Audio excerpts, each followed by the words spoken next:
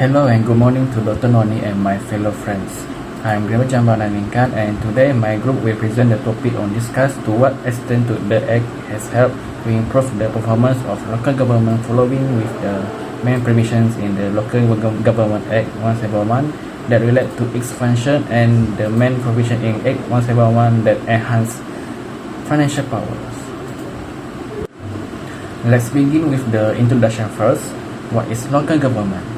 SEDI and ADEFER define local government as political subdivision of a nation-state which is constituted by law and has substantial control of local affairs, including the power to impose taxes or exact labor for prescribed purposes. In Malaysia, local government is the lowest tier of government in Malaysia, administered under the states and federal territories, which in turn are beneath the federal tier.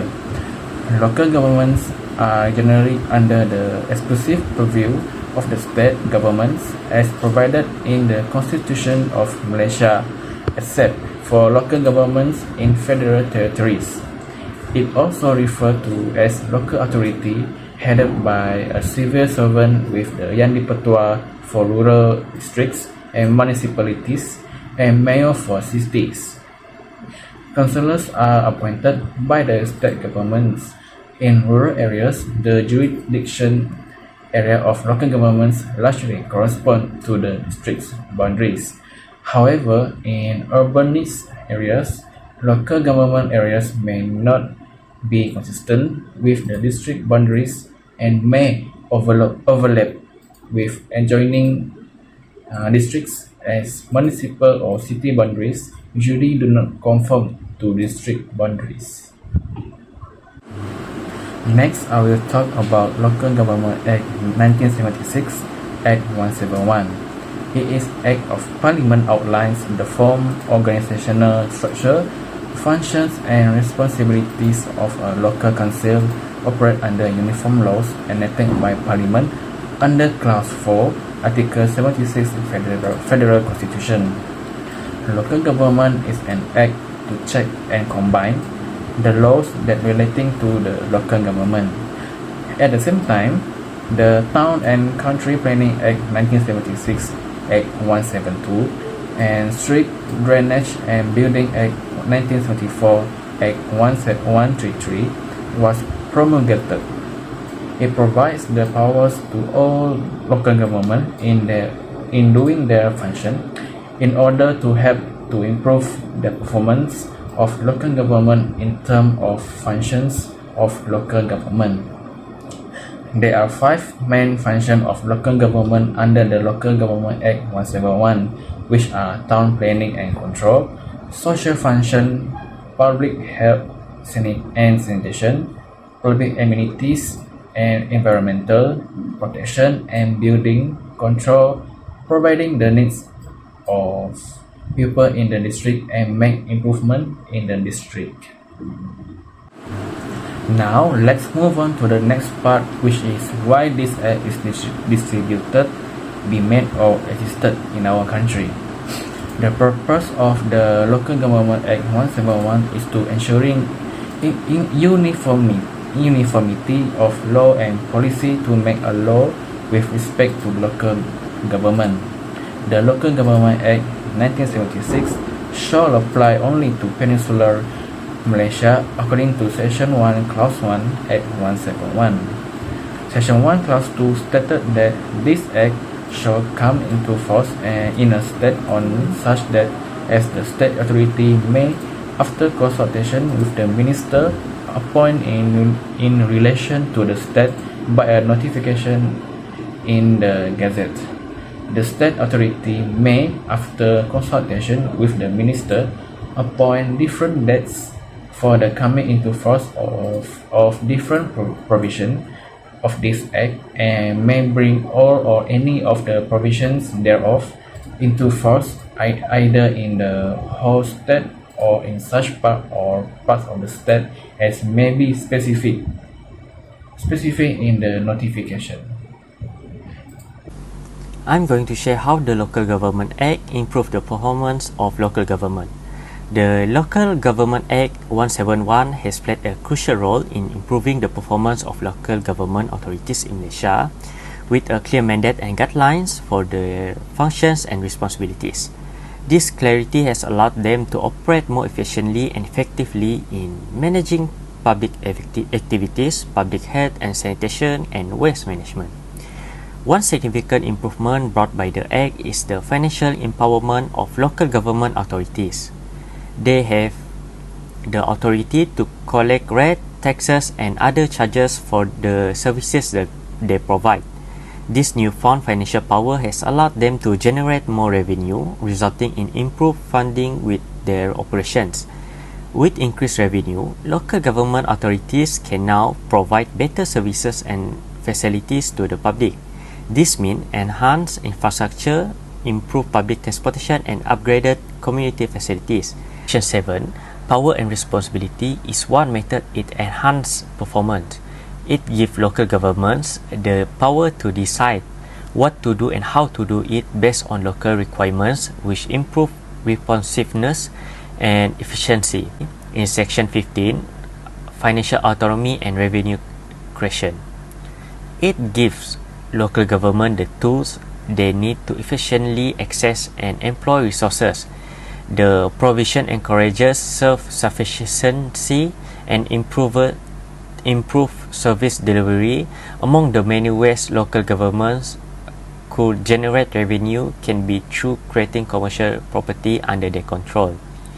For example, the Kuala Lumpur Green City Action Plan carried out by Kuala Lumpur City Hall DBKL.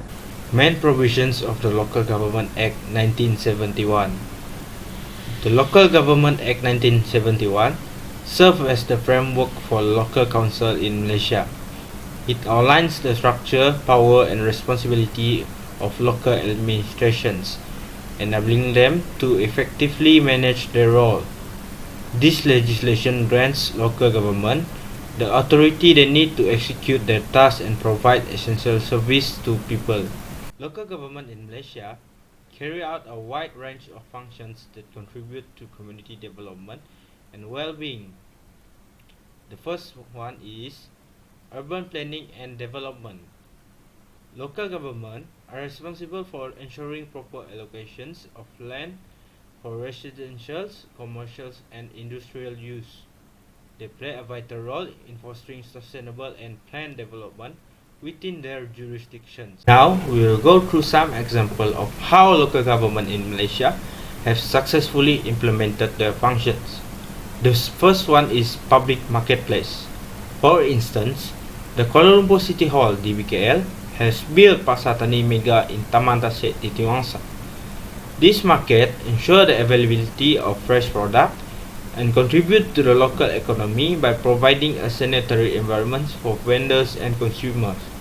Hello, my name is Siti Nur Rashida, and now I would like to explain the main provisions of Act 171 that enhance its financial powers.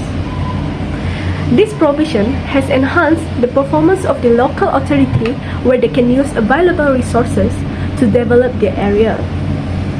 Financial autonomy here refers to the ability of local government to receive funds at their disposal and use them in accordance with the provisions of the Act. Next, under this provision, it consists of 14 sections describing the revenue authority granted by the Local Government Act 1976. Now, we move to the functions power of local government in managing the financial matters, which is revenue of local government. According to the Section 39, local authority revenue consists of license, fees, rent, rates, and other charges that have to be paid by the community to the local authority. All profit charges generated from the trade, services, or performing duties by local authorities are also considered as revenue. Local government can use their power to charge the local people within the area of the administration. For example, the local government has the authority to collect the taxes such as Cukai Pintu. This tax is based on the annual rent of the property.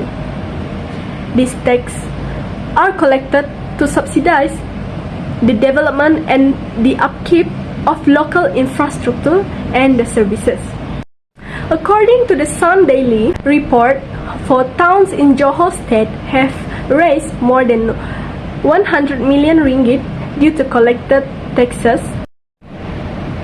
In addition, in Section 40, the local authority receiving all monies relating to the local authority funds must be deposited into a current account as well as joint deposit of one or more banks that have been licensed under Banking and Financial Institutions Act 1989. Each under Act 372, and all government and also check concern against such funds must be signed by 2 officers who have been authorized in writing from the local authority. This is something that is mandatory to prevent any abuse of power and financial mismanagement. Moving on to the third point that enhances its financial power, stated in Section 46, it includes obtaining authority for a specific purpose. The meaning of this is that the local government can borrow power to carry out any development for the purpose to do by making a loan from any person or anyone in the form of a sum of money, such as interest. For example, residential, commercial, or industrial, and there must be an agreement with certain conditions then. According to Section 47, the federal government or any state can provide a loan or revenue to a local government with any rates and conditions.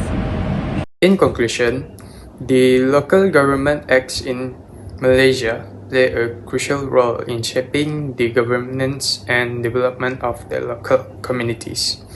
This act provides a framework for effective local administration, empower local authorities, and ensure the provision of essential service to the citizens.